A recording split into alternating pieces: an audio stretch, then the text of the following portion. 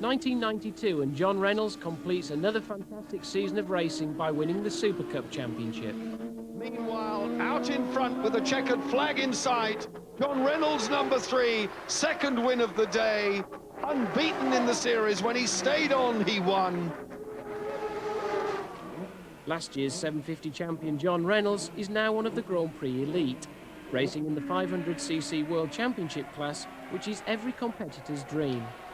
If you want to start racing motorcycles or just ride on the road, the 125 class is an excellent first step. In fact, to become a motorcyclist and gain a full licence, you must start on a 125 or a smaller machine. At the other end of the scale are the larger performance bikes. Not only are the engines bigger and more powerful, but so is everything else. This is the 750cc Supercup bike that James Whitham will ride in this season's championship. As you can see, it's very similar to the road bike. It has the same clutch, throttle and front brake layout. And like all bikes, has a separate rear brake. The headlight and bodywork have been removed to allow for the racing fairing and number plate. This year the rider's number will be the same as their final position in last year's championship. Gone too are the mirrors, indicators and stands, in fact anything which would mean unnecessary weight. The tyres have to be wider to cope with the phenomenal power delivery. The average bike has only 1/5 the amount of rubber in contact with the road compared with a normal car.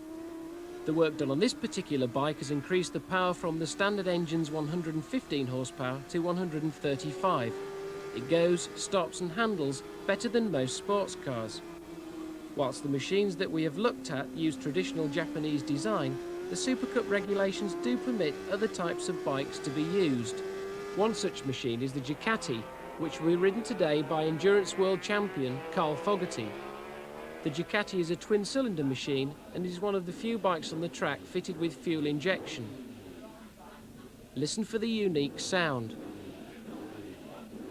And of course there's the British-built Norton Racer. The Norton is different from a typical bike in that it has a rotary engine.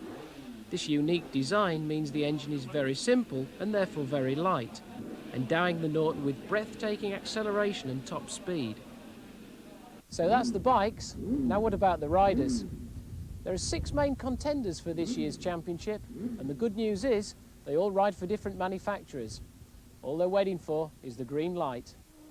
There are champions galore in the Supercup series, but perhaps Steve Hislop's 9 Isle of Man TT victories marks his pedigree. Carl Fogarty, a 4 times world champion and another Isle of Man TT winner. Carl also competes in the World Superbike Championship. Rob Mcelnay is probably the best all-rounder in the business. Nicknamed the Burley Humbersider, performs well in any discipline of motorcycle sport. Brian Morrison pushed teammate John Reynolds all the way last year and with more luck might have been champion. His passion and commitment will be hard to better this year. James Whitham knows that if he becomes champion, it will certainly make his ambitions of Grand Prix glory a reality. Jim Moody rides only to win.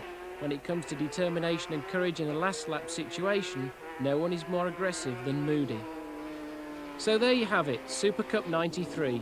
But we'll have to wait until September to see who's top of the podium.